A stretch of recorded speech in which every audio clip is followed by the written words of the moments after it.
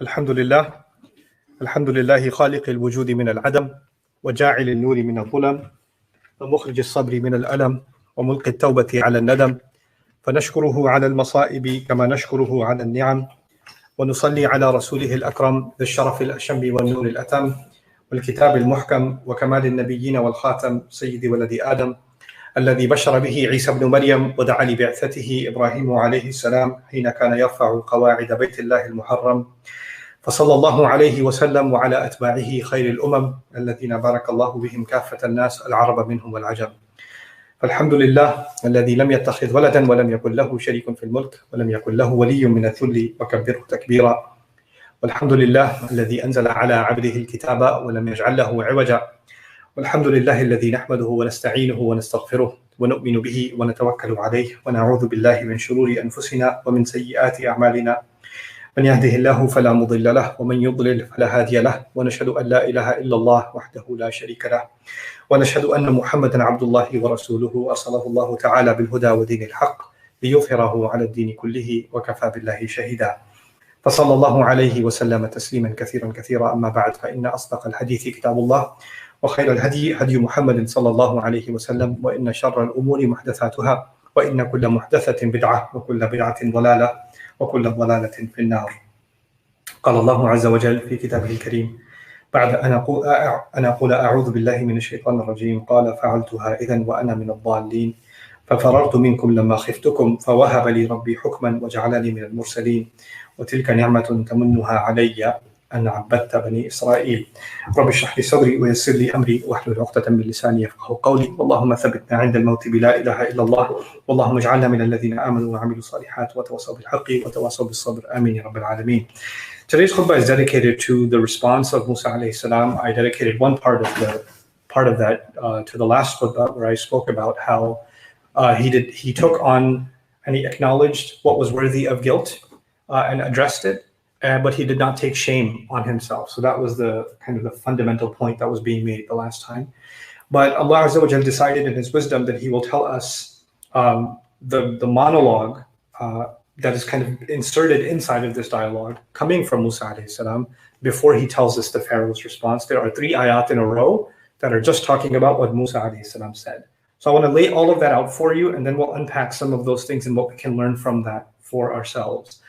So the first thing, قَالَ فَعَلْتُهَا إِذًا وَأَنَا مِنَ الضَّالِّينَ. He said, I did it at the time, and I was from those that were lost. So he's referring to the act of accidentally having killed, which we unpacked before. Important to note here is that the Pharaoh didn't actually openly come out and say, you killed someone. He didn't say, قَالَ قَتَلْتَ نَفْسًا وَأَنْتَ مِنَ الْكَافِرِينَ. You killed somebody and you're denying it. Or you're from those who deny. He said, قَالَ وَفَعَلْتَ فَعْلَتَكَ الَّتِي فَعَلْتَ. You did that act of yours that you did. Now when you tell somebody, you know what you did, right? You did that thing that you did. You didn't spell out what they did, right? And so why would somebody do that? Why would somebody purposely make the accusation ambiguous and not spell it out? This is actually kind of a psychological tactic. And the reason it is done is to make someone feel like, listen, what you did is pretty humiliating. And there are some people here in the room that may not know the whole story. But if you want, I can humiliate you further and unpack the entire thing, right? And it's almost as if the person that is being spoken to is hearing, he just said, I did the thing that I did, but he didn't come out and say it. I bet he's going to say, you start fearing or getting anxiety that he's going to open it up. He's going to unveil that ugly secret. So this is a way of kind of psychological blackmail. I better know my place because I don't want to face the consequences of this person publicly humiliating me and coming out with saying exactly what they're going to accuse me of saying, right? So this is actually a way of, letting someone know I have dirt on you, I have something on you, and you better know your place before I humiliate you, right? I mean, obviously the Pharaoh is the judge, jury, and the executioner. So he can literally not even say anything and have him executed. He can do that. There's no reason for him to use these words except he's engaged in a psychological war at this point. And he's trying to instill a kind of emotional control by causing Musa alayhi salam anxiety, by making him afraid of what will come out of, what will he say next? What will he expose about me next, right? And this is his way of putting him in a corner to see if this tactic will work. So this is one of the other tactics that the Pharaoh was using. Now what Musa alayhi salam does, one, clearly he isn't afraid of it coming out because he is responsible for what happened. And if somebody wants to use that and characterize it in a certain way, that's up to them. That's not under his control.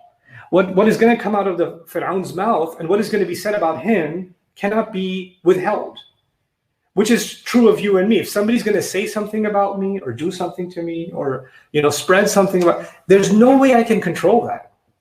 You and I think we can control it, and maybe we feel like we can hand over control to this person. If we do what they want us to do, maybe then they won't say something about us. Maybe there'll be a quid pro quo, like I'll give in to my demands, I'll back off, I'll be as you want me to be, I'll become submissive, and then you won't say the things that you want to be, you have the power to say about me, right? And this is actually a means of control.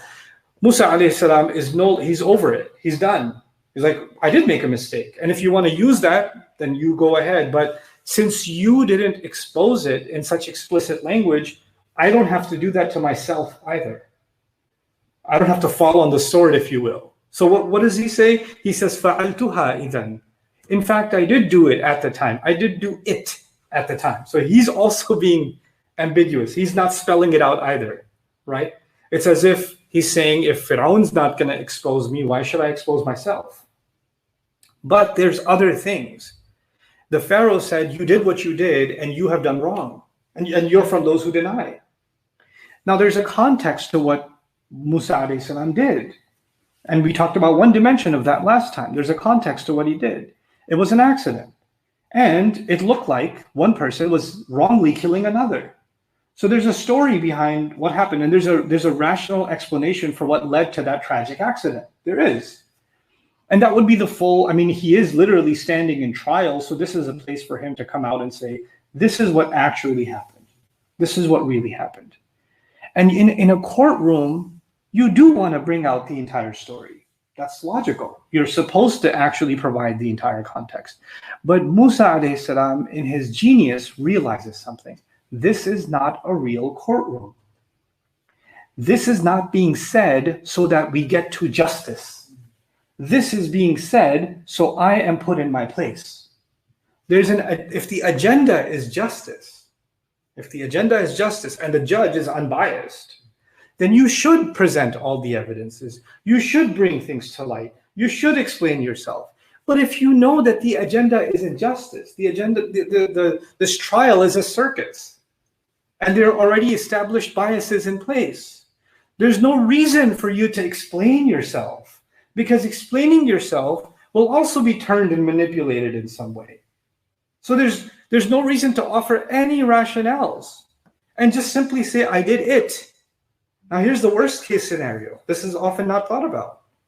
When Fir'aun says you did what you did, can that what you did, that unstated crime, can that be exaggerated? Can it be turned into something else entirely? Yeah, it can take a life of its own, right? It can. You can slap on, how news spreads and news mutates, right? And it gets exaggerated. So it may have been one thing, but by the time it reaches 1 million people, it's something else entirely, right? Kids in America, we play this game called telephone, we used to, not anymore because we don't socialize, but you have children in a group and you have one child whisper to the next child something, and then the next person whispers it, and the next person whispers it, and they each whisper to the person next to them. And the first person said something and the last person said, it's just supposed to say exactly the same thing. So here's the fun part. I did this in this masjid. I did it one time. And I whispered to the first child, Bob punched Joe. That's what I said, Bob punched Joe. And they whisper, 70, 80 kids. By the 80th kid, I said, so what did you hear? He said, Sallallahu alayhi wa sallam. So when word travels, people mishear, things get exaggerated, everybody adds their own little thing. I think that's what I heard. Must have been something aside. I don't know what the transformation process was or where things got lost, but that talk about isnad, right? So the point is, when he says you did what you did, the Pharaoh may have some very exaggerated claim in mind. And it might be, Musa might feel the need to say, listen, you may have added on quite a bit to the original story. Let me clear the record, right? You feel the need to clear the record because now so much more is being said about what you did than what you actually did, right? So what he did, fundamentally, what he did is wrong. But there may be way more added that is also wrong, but that's not what he did, right? So now he's put in a trapped kind of a situation. So if he says, no, I did do it, but I didn't do this. Oh, you're making excuses, huh? Oh, you just think it's not a big deal, huh? Or you're just denying it. So he knows that anytime he tries to clear the record and get to exactly his crime, that can only happen when you're in an actual court with an actual judge. Here, anything you say and do will actually be manipulated against you. So he keeps the ambiguous and doesn't say anything more. He said, I did it at the time. Now can you imagine in the courtroom, everybody who's listening to him is using their own imagination on what that it is that he's admitting to. And it's no longer his concern. He's no longer worried, what will this person imagine I did? What will that person imagine I did? I better correct their opinion of me and their opinion of me and their opinion of me. He's no longer concerned with the perception of others. He's let that go because he knows that's out of his control. There's nothing he can do about that. For some people, there's nothing he can do to set the record straight. They've already passed their judgment. For other people, they are not qualified to understand it. They're not in a position to understand it. So, but there is something he should, he comes out and says about himself, and I was from those that were lost. I did slip up. Dalla in Arabic, to lose your way. I lost my way. He owns up to it. But then which is a very brave thing to say, by the way, for someone to come and actually admit where they were wrong or they messed up. But he doesn't come out and say exactly in what way was he wrong, which is a kind of an interesting principle in our religion. You can admit your fault. But you don't have to go into the nitty-gritty details of exactly what you did wrong to another human being. You don't owe anybody else the detailed explanation of your sin, because that will be opened on Judgment Day, and even then we pray to Allah that He covers that.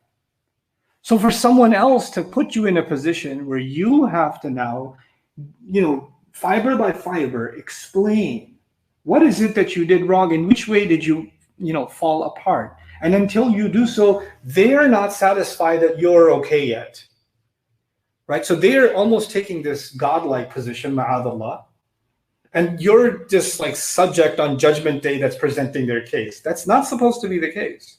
Again, in a criminal case, in an actual court of law, evidences need to be presented where they need to admit what they did. But this is outside of that context. وَأَنَا مِنَ الضَّالِّينَ. I was lost. I slipped up. He keeps it ambiguous. So the lesson here is owning up to something in general enough language to say, I messed up. And the people that have the worst assumptions of you will say, oh, you messed up, meaning they'll assume the worst. And others will assume little. But there's no way you can control any of that. And you have to accept that. This is something Allah Azza wa Jal made as a reality in this life. I'm also reminded of the ifk on Aisha radiallahu ta'ala anha in the Madani life of the Prophet sallallahu alaihi wasallam, when there was a slander made against her, right? And Allah, it spread so far that even her words were, وَالنَّاسُ يُفِيضُونَ فِي قَوْلِ أَصْحَابِ الْإِفْكِ, in the Bukhari narration, that people they had poured themselves into the words of the people that started the slander. And ifk actually means something bent. And if the bent thing continues, it gets more bent and more bent and more bent, right? So what was being said about her was getting more exaggerated, and worse and worse. And so many people are talking, and every conversation is different. How is she gonna, manage any of that. Allah just gave her this comfort in His words when He said, لِكُلِّ امْرِئٍ مِّنْهُمْ مَكْتَسَبَ مِنَ الْإِثْمِ. For every one of them that's slandering you and having those assumptions and having those conversations, they get their share of the sin. So somebody exaggerated a lot, they'll get a lot of the share. Somebody exaggerated a little, they get a little share. Somebody didn't spread it, they get no share. Somebody just passed it on, they get some share, depending on who did what. You can't keep track of that, because a person becomes so paranoid. What did this person think? What did this person say? What did this person say? And this is what's become, our obsession with the comment world, right? So the moment you are checking for validation, where are you looking for it? And did somebody say something good about me or bad about me in the comments, right? Because social media has become kind of our check for where we stand in life, our worth in life, which is a pretty tragic place to be. So he says, وَأَنَا مِنَ الضَّالِّينَ. And then he admits something even more vulnerable about himself. He says, at the time, as a result, I ran away from all of you. I escaped from you. And this is him admitting that he was in a place of fear when he ran away from Egypt. فَفَرَرْتُ مِنْكُمْ لَمَّا خِفْتُكُمْ. When I used to be afraid of you. And that statement is also pretty powerful because he's now ready to confront them. And it's an interesting confrontation because the confrontation began by saying, I messed up in the past. At the time, I was from those that were lost. I did do what you're saying. I did make a mistake. And I did run away from you. I couldn't face you before because I was terrified of your judgment. And I was terrified of what you do to me. But using those words also says that this was me in the past. And I went through that phase, but I'm not that person anymore. I don't have those feelings anymore. I'm not afraid anymore. I'm standing here again. I come before you now. And he says, فَوَهَبَ لِي رَبِّي حُكْمًا. Then my master gave me firmness. My master gave me the gift of firmness. Actually, wahab, from Allah's name, al-wahhab. Wahaba yahabu in Arabic is to give a gift. And wahhab is the continuous gift giver. From it we get the Arabic name hiba, which is actually a masdar, which just means a gift, or to give a gift. And the idea is that he understands that the ability to make a strong decision and to stand on firm ground, hukum. Hukum actually means decision. It also means wisdom. It also means the ability to make strong decisions, to have strong will. A person with hukum is a person with strong will. My master gave me the power of strong will, is what he's saying, which is it is true, because it takes a lot of willpower to walk back into the kingdom of Egypt, the kingdom that was looking for you as a murder suspect and was ready to kill you. And you have already escaped, right? You're an escaped convict. And you're walking back into the center of authority. You're not just going there and hiding out in a corner somewhere. You're going to the powerhouse itself, the governmental offices themselves. That takes some serious strength. And he's acknowledging something. I humanly did not possess that strength. I didn't have it.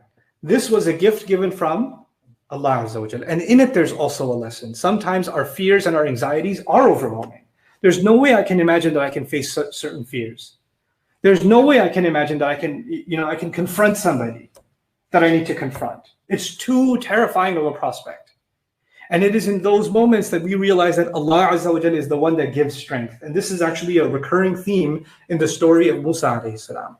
A human being not having an ability and then Allah giving that ability. Like the mother of Musa, there's no way she could have had the strength to do what she did when Musa alayhi salam was a baby, to put him in a basket. There's no way. لَوْلَا أَرَّبَطْنَا عَلَى قَلْبِهَا. Had we not given firmness to her heart. Allah intervened, gave her the strength, and she was able to do what she did. So we have to ask Allah for strength that we actually don't possess. We have to ask Allah for hukum that we may not necessarily naturally find in ourselves, and Allah will give it to us. And Allah giving special emotions, special strengths, is not something only reserved for prophets. Allah descends from the skies, special abilities, special strengths, special innate qualities, or special qualities that are not innate, that He sends from the skies for His believers. Like He says in Surah Al-Fath, أنزل السكينة في والذي أنزل السكينة في قلوب المؤمنين ليزدادوا إيمانا مع إيمانهم. He says He's the one who sent down calmness into the hearts of believers so they could have a faith on top of the faith they already had. Because they were so angry that the Prophet ﷺ had signed Hudaybiyah. They were so angry, they couldn't control their rage. What did Allah do? Allah sent a calmness from the sky that humanly wasn't possible. And Allah put that in the hearts of every Sahabi. So what I'm trying to get at is, at the right moments when we have a faith with Allah Azza wa Jal, He will empower our hearts and He will guide our hearts to the emotions that they need to have in the moment. This is what Allah says also in open terms in Surah Al-Taghabun, وَمَنْ يُؤْمِن بِاللَّهِ يَهْدِي قَلْبَهُ. Whoever has true faith in Allah, Allah will guide their heart. Allah will guide that person's heart. So this is what Musa alayhi salam is acknowledging. فَوَهَبَ لِي رَبِّي حُكْمًا. And then on top of that, وَجَعَلَنِي مِنَ الْمُرْسَلِينَ. And He made me from those that have been sent. He sent me on this mission now. I didn't come here on my own. I have a purpose for which I'm here. And this is the other thing. Confrontation, not for the purpose of confrontation. He's not coming back for the purpose of just having, drama. He's not self-annihilating either. He came back because he was on a mission. Some people love confrontation. Like, I'm just being real.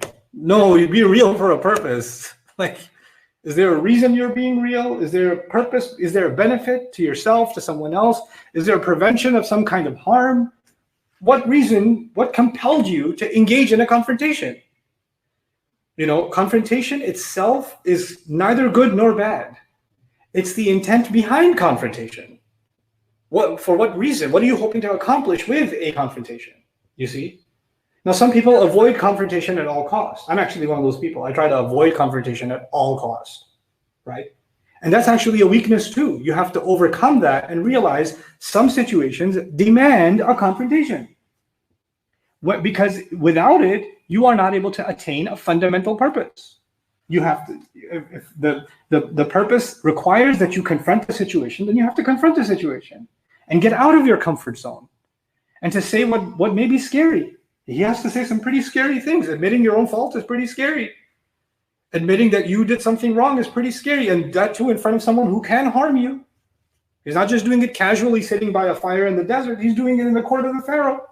That's scary stuff. But it takes hukm to do that, and it takes purpose to do that. Where did the strength of will come from? It came from the purpose, meaning Allah has given him the purpose of being sent to. It's much bigger than you. There are people that have been enslaved by the Egyptians, and they need to be freed, and you are my ambassador to go free them. So he says to the Pharaoh now this is the remarkable thing we'll end with today. وَتِلْكَ نِعْمَةٌ تَمُنُّهَا عَلَيَّ أَنْ عَبَّدْتَ بَنِي إِسْرَائِيلَ. And that, in fact, is a favor you did bless me with. You did, in fact, do a tremendous favor to me. What is that favor that Allah... So Musa is saying to the Pharaoh, Moses is saying to the Pharaoh, you did, in fact, do me a huge favor. What favor is that? You raised me here. Remember the Pharaoh said, didn't we raise you here all these years? He brought that up in the beginning. And didn't we keep you here since you were a baby? He's acknowledging that now. He's acknowledging it and saying, so I am in no denial that you put a roof over my head. I'm in no denial that the food I ate every single day was because you provided it. You allowed me to have that. You gave security to my mom. You gave security to my family. You gave me security. You raised me here. You educated me here. You allowed me to live the life of a prince here. That is, in fact, and you made sure that I'm taken care of in every way. None of it is being denied, which is, again, a remarkable thing from many perspectives. Here you have two people that you couldn't think are, like when you think of Musa, Fir'aun in the Quran sense, you think of two people on the opposite ends of, like, the hero and the villain, right? That's what you think of, two opposing parties, diametrically opposed to each other, the good versus the evil. But life is more complicated than just good and evil. So yes, when it comes to Iman and Kufr, this side is good, this side is evil. But when it comes to other matters of life, he took care of him, provided for him, gave him love too, protected his family too. He did that. That is a fact. And it cannot be denied. It cannot be denied. What is our tendency as people? Either you see somebody as all good, or you see somebody as all bad. So you are willing to wipe away all the good they did also. Or if you see good in them, if you see bad in them, then all the bad is all the good is gone. If you see good in them, then all the bad. No, it's not that bad. You blind yourself to the red flags and the bad that's going on. No, but look at all the good they do. So what did Fir'aun want to do? Fir'aun said, look at all the good I've done for you. How can you criticize me at all? That was one extreme. And the other extreme would have been, no, you think that's good? Look at all the evil you're doing. The other extreme would have been, I don't see any good, I only see bad. What Musa alayhi salam does remarkably in this ayah is, that is in fact a favor you did for me. I will never deny the good that you did to me. It's this complicated reality of life that Allah has taught us in this ayah, that sometimes the people who do really bad to you have also done really good to you too. Sometimes the oppressor is also the one who may have been a protector. Sometimes the provider and the abuser are the same. It's not one or the other. It's actually complicated, right? So Allah gave us a complicated situation because life itself is complicated. It's not like a movie or a cartoon where you can have a simple villain and a simple hero, and they're always on the opposite ends, right? It's not like that in life. It's more complicated than that. So Musa alayhi salam acknowledges the favor, but then adds, An abbatta bani Israel. So you did this favor for me, justifying that you enslaved the children of Israel. Well, he connected two statements that are unrelated to each other. He's saying, the good you have done for me does not erase the bad you're doing to the Israelites. These two things exist at the same time. And you think that I should remain silent about the bad that you're doing because the good you did for me, that good justifies my silence. And I'm telling you, I will acknowledge that good and still speak up about the bad. Right? So this coexistence is an incredible quality that a person needs to have. It's an incredible quality. And there's two balances that we find in this dialogue that I want to conclude with. The first balance was Musa alayhi salam can admit his mistake, his own mistake. So he says, فَعَلْتُهَا إِذًا وَأَنَا مِنَ الضَّالِّينَ. I admit my mistake, but I also come with a purpose. My mistake does not disqualify me from having a purposeful existence anymore. So I can admit my mistake, but also say that I moved past it and I'm doing something good now. So he's not condemning himself, even though he acknowledges his own fault.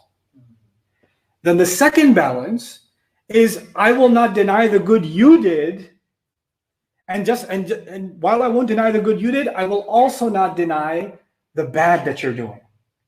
And these two things don't cancel each other out. They don't justify each other. So both of these balances are so important. I have made mistakes, but that doesn't mean I'm all bad. And you have done good, that doesn't mean your bad gets to be erased. You have to be held responsible for the bad that you've done also. You have to be called to account for it. This is a clarity that Musa alayhi salam has and it's easy to read this, but you have to understand this is a father figure to Musa alayhi salam. This is the person who raised him, right? I talked in the early episodes of this series about how there's an emotional imbalance. Fir'aun has always been in an emotionally dominant position. He's the father figure. So you're in a pressured position. And he has to maintain this balance inside of himself, not condemning himself, but also not condemning his father figure. And also not having an overly righteous picture of himself, and not overly being grateful to his father and being blind to, or father figure, and being blind to the wrongs that he's been doing. It's a remarkable balance that's been taught to us in life, because you and I are going to face situations where this is going to be put to the test. It's not an easy test to go through.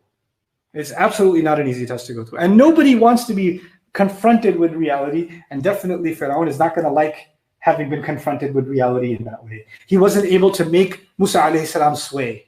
Musa alayhi salam in these few words demonstrated that remarkable balance, because you see, and I'll explain this inshallah in coming khutbahs, a manipulative person will try to use emotional language, because once you become emotional, you're no longer logical, right? A manipulative person will try to make you angry, for example. Once you become angry, you can't think straight, right? A manipulative person will make you feel ashamed. Once you feel ashamed, you can't be reasonable anymore. You're wobbly. Your emotions have been shaken, right? And the moment they are able to get to you emotionally, you are in their playing field. Now you're basically caught in their trap, and they get to play with you according to their rules. But an emotionally manipulative person is speaking. Fir'aun is speaking, emotionally manipulative, and Musa alayhi salam is able to maintain logical responses. He's able to see the emotional tactic and say, no, let's balance it. Right? No, I won't accept the shaming. I'll accept the guilt, but I'm not going to accept shaming. You won't take me down that rabbit hole. And I will balance it out. And I'll say I'll still have a purpose. You will make me feel grateful to you, like I should be grateful. Yeah, but I'm grateful to you, but that doesn't mean that that emotion of gratitude is going to balance out or wipe away the crimes that you're committing. So he remains logical. And nothing is more offensive to a person who's trying to get you to be emotional than you remaining logical. Like if you can maintain your sense, keep your cool, then they're going to start losing their mind. I'm not able to make this person shake. I'm not able to manipulate this person because they're standing their ground. And that's actually one of the most remarkable things we're learning from Musa alayhi salam in these intense, emotionally taxing conversations, that we're supposed to maintain our logical, our rational composure. So with that, inshallah ta'ala, I'll conclude today's khutbah. Barakallahu li wa lakum fil Qur'an al-Hakim wa nafa'ani wa iyyakum bil ayati wa dhikr al-Hakim. الحمد لله وكفى والصلاة والسلام على عباده الذين اصطفى خصوصا على أفضلهم وخاتم النبيين محمد الأمين وعلى آله وصحبه أجمعين. قال الله عز وجل في كتابه الكريم بعد أن أقول أعوذ بالله من الشيطان الرجيم إن الله وملائكته يصلون على النبي يا أيها الذين آمنوا صلوا عليه وسلموا تسليما. اللهم صل على محمد وعلى آل محمد كما صليت على إبراهيم وعلى آل إبراهيم في العالمين إنك حميد مجيد. اللهم بارك على محمد وعلى آل محمد كما باركت على إبراهيم وعلى آل إبراهيم في العالمين إنك حميد مجيد.